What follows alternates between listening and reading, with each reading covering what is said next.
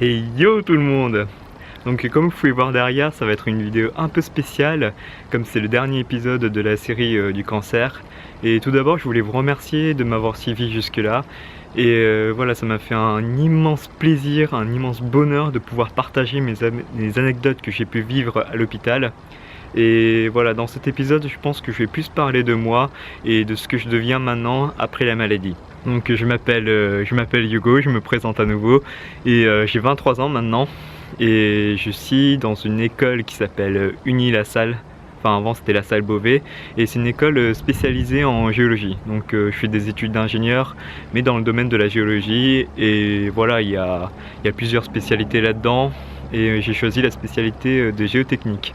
Donc là je viens de finir mon parcours à Beauvais, donc mon école est située à Beauvais et là maintenant je suis en vacances et je vais bientôt partir au Canada pour, voilà, pour continuer mon étude et ça sera dans le domaine du management et gestion de projet. Donc ça va être un peu différent et ça va être une éducation canadienne donc forcément elle sera différente. Et voilà, je serai à Chicoutimi, qui se situe un peu au nord du Québec. Et il va faire tellement froid, comme c'est l'hiver. Mais bon, je serai équipé, il n'y aura pas de soucis normalement. Bon, je ne sais pas trop ce que je vais pouvoir faire là-bas. Comme j'ai un peu fini avec les anecdotes sur le cancer, je pense que je vais complètement changer de thème. Et voilà, je vais prendre ma caméra et puis j'essaie de faire une sorte de vlog, pas de daily vlog, mais plutôt voilà, soit hebdomadaire, soit mensuel, mais on verra une fois là-bas. Donc je vais prendre ma caméra et je vais vous montrer des paysages, je pense, fabuleux du Québec. Je vais essayer de prendre les aurores boréales, voilà, l'activité comme le chien de traîneau, de la motoneige, on appelle le skidoo là-bas d'ailleurs. Et on verra, et puis comme j'aime beaucoup la nourriture, bah, je vais forcément faire des vidéos là-dessus j'imagine. Donc sur la poutine, enfin... le sirop d'érable, bon je connais pas du tout en fait, donc on verra sur place aussi. Donc voilà, c'est un peu l'avenir de ma chaîne YouTube, ça serait dommage d'en finir là, donc voilà, je pensais continuer sur ce thème là. Donc si vous voulez continuer mes aventures, n'hésitez pas à suivre mes vidéos, et si vous êtes nouveau, à s'abonner à la chaîne Hugo Sans Tabou. Je voulais aussi parler dans cet épisode de mon ressenti après la maladie justement, parce que ce n'est pas évident en soi, parce que revenir de la vie à l'hôpital qui est complètement différente de celle dans la vie réelle, voilà, ce n'est pas toujours évident pour les anciens patients de se remettre dans la vie active. Et du coup, je voulais justement évoquer ces petits problèmes-là. Donc, je suis revenu à l'école en février 2016, donc c'était pile un an après l'arrêt des cours, parce que je me suis arrêté en février 2015. Merci la voiture. Je me suis retrouvé dans une nouvelle promotion qui était voilà, une année en dessous de moi, mais je connaissais plus de la moitié des gens, donc ça s'est très bien passé. Mon intégration dans ma nouvelle classe s'est très bien passée, mes gens m'ont très bien accueilli, donc ça, il n'y avait aucun souci là-dessus. Mais c'est vrai qu'après, au niveau du travail et tout ça, je n'avais plus du tout l'habitude de travailler, donc même durant les cours, j'avais plus d'une demi-heure de concentration, était quasiment impossible pour moi, donc ça s'est fait vraiment petit à petit. Et heureusement, j'ai repris les cours sur lesquels je me suis arrêté avant, donc voilà, il y a eu quelques superpositions on va dire, donc grâce à ça j'ai pu reprendre mes habitudes. Bon, après la chose qui était un peu dure, c'est que mes potes de promo, de mon ancienne promo, étaient tous partis en stage de fin d'études, donc je ne les ai pas pu voir pendant un semestre, et c'est vrai que ce n'était pas facile de se retrouver dans une nouvelle promotion comme ça dans le bain, mais franchement ils étaient, les profs, les étudiants, tout le monde était vraiment sympa avec moi, donc l'intégration dans la vie réelle c'est faite vraiment naturellement. Ouais, je commence à faire super froid, je vais me mettre un manteau je pense. Voilà, après de manière personnelle, il y a quand même des choses qui ont changé. Enfin, je reste moi, mais il y a des... Voilà, il y a des petites choses que je ne remarquais pas avant, qui sont devenues très importantes pour moi par la suite. Donc par exemple, rien que le fait de pouvoir marcher sans béquille, c'est vraiment quelque chose d'exceptionnel. Enfin, à laquelle on n'y pense pas quoi, enfin même maintenant j'y pense plus, mais dès que j'ai pu commencer à marcher sans les béquilles, ça m'a fait un bien énorme quoi, vraiment. Enfin, tu vois, tu marches tranquillement, tu peux courir, et tout ça c'est des choses quotidiennes qui sont tellement naturelles, qui sont tellement évidentes que tu n'y penses pas en fait. Et ces choses évidentes sont tellement chamboulées durant la maladie que tu reviens sur les choses les plus essentielles, comme par exemple du coup pouvoir marcher ou même manger et apprécier les choses quoi. Enfin, c'est quelque chose qu'on a tous tendance à oublier et c'est des choses qui ont le plus de valeur. Et ce que j'ai remarqué aussi, c'est qu'à l'hôpital, on est privé de nos cinq sens. Enfin, on est vraiment privé de nos sens. On est en inactivité totale. C'est dur quoi, c'est vraiment dur de ne plus ressentir les sens. Par exemple, même dans la chambre, tout est blanc, enfin il y a très peu de couleurs. C'est pourquoi les yeux sont habitués à des choses très blanches. Et puis, je ne sais pas si c'est pour ne pas agresser la vision, mais c'est pas facile quoi de ne pas avoir de couleurs. Et même au niveau de l'odorat, tout est stérilisé, c'est pourquoi les odeurs naturelles, on ne les retrouve plus. Donc ça me faisait un bien fou de pouvoir sortir dans la rue à Paris et sentir la pollution même. Enfin, c'était vivant au moins, c'était poivré. Enfin, comme je l'ai dit dans la vidéo sur, je ne sais pas, peut-être la bouffe, je ne sais plus. Mais en tout cas, je parlais à quel point ça m'a fait un énorme bien de pouvoir sortir dans la rue, de sentir toutes ces choses vivantes quoi, qu'on ne s'en rend pas compte.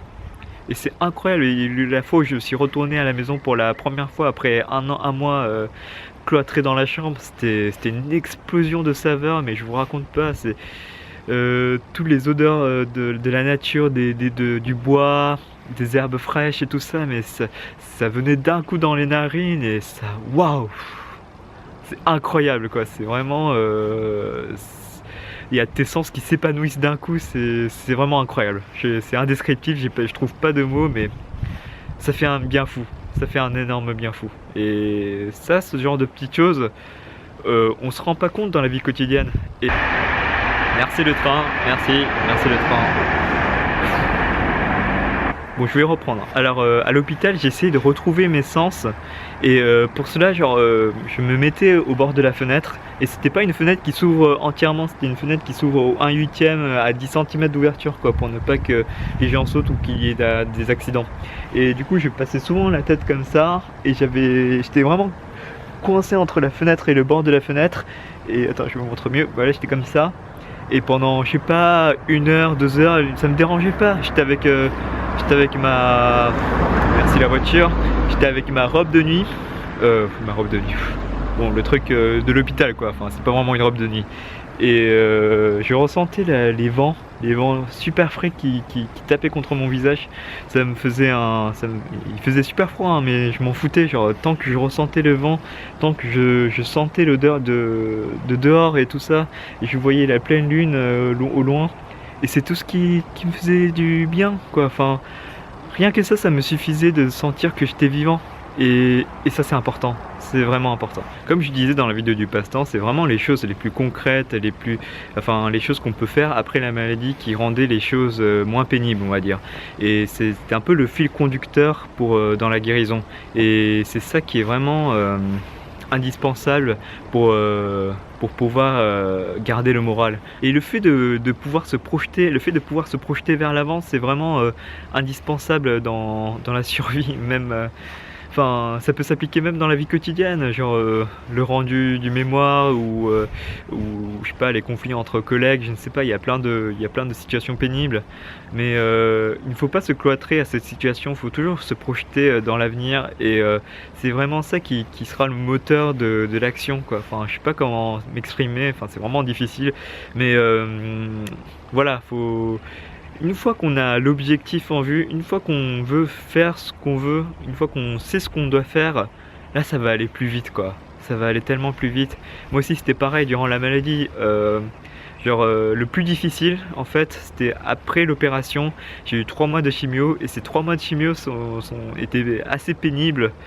Mais en soi c'est passé assez rapidement. Parce que c'était vers la fin et je me projetais vraiment vers l'avant.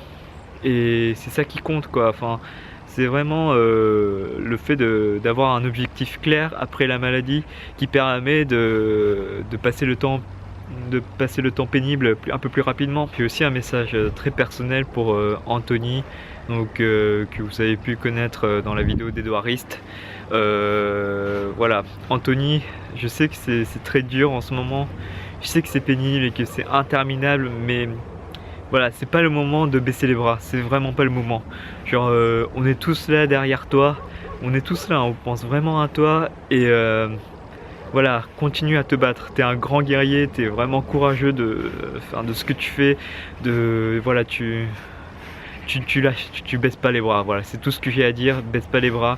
Si t'as des choses à t'exprimer, dis-le-moi, n'hésite pas, genre explose ta colère si tu veux, mais en tout cas ne lâche pas les bras, quoi, c'est tout ce qui compte. Je voulais aussi parler des retours que j'ai pu avoir sur ma chaîne YouTube. J'ai aussi des patients qui m'ont contacté et qui ont le cancer, et ça leur a fait du bien que je parle comme ça, sans filtre, des anecdotes à l'hôpital. C'est aussi ça que je voulais faire avec la chaîne, c'est de pouvoir partager mes expériences afin que ça soit plus grand public, parce que c'est vrai que c'est vraiment les gens qui ont des proches ou voilà, qui ont des connaissances, qui ont le cancer, qui peuvent connaître un peu ce monde-là, mais moi aussi j'étais vraiment...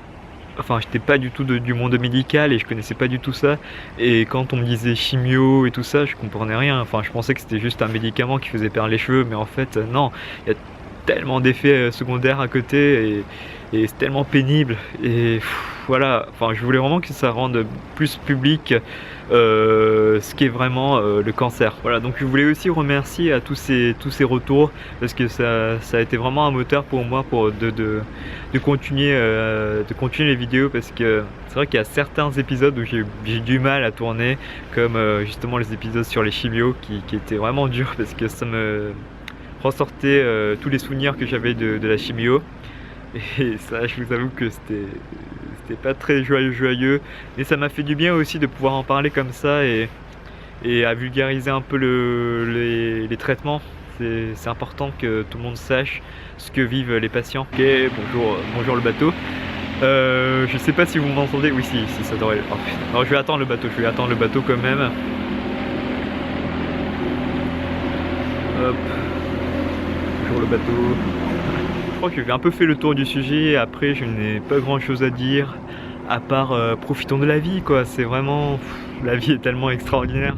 Bon, c'est niais dit comme ça, mais c'est vrai, quoi. Enfin, on a tellement de choses à faire, rien que de boire un verre avec des potes.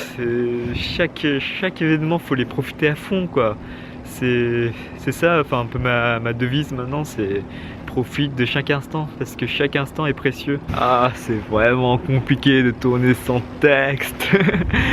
Bon, je sais pas quoi dire d'autre, à part que voilà, ma chaîne reste une chaîne ouverte, qui est interactive, donc j'essaie de répondre au maximum de commentaires, et puis vous pouvez m'envoyer des messages privés aussi si c'est personnel, ne vous inquiétez pas, j'essaierai de répondre, et voilà quoi, enfin...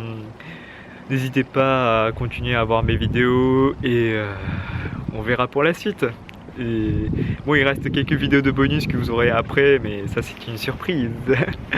Bon, je vous fais pour la dernière fois le Matalaische. Bon, ça va pas être vraiment la semaine prochaine, mais je vous fais quand même. Matalaische. Clap. Non, on ne finit pas là-dessus, mais plutôt sur vos vidéos que j'ai pu compiler récemment. Fuck le cancer et vive la vie. Le cancer et vive la vie. Et vive Hugo sans tabou. Fuck le cancer et vive la vie. Fuck le cancer, vive la vie. Fuck cancer, go life. Fuck le cancer et vive la vie. Profite de la vie. Fuck le cancer et vive la vie. Fuck le cancer et vive la vie. Fuck le cancer, vive la vie. Fuck le cancer et j'aime la vie. Vive la vie, amuse-toi. Fuck le cancer et vive la vie. Le cancer a eu mon sein et mes cheveux, mais il n'a pas eu ma peau. Unissons-nous pour le déloger. Unissons-nous pour le déloger. Fuck le cancer et vive la vie. Fuck le cancer et vive la vie.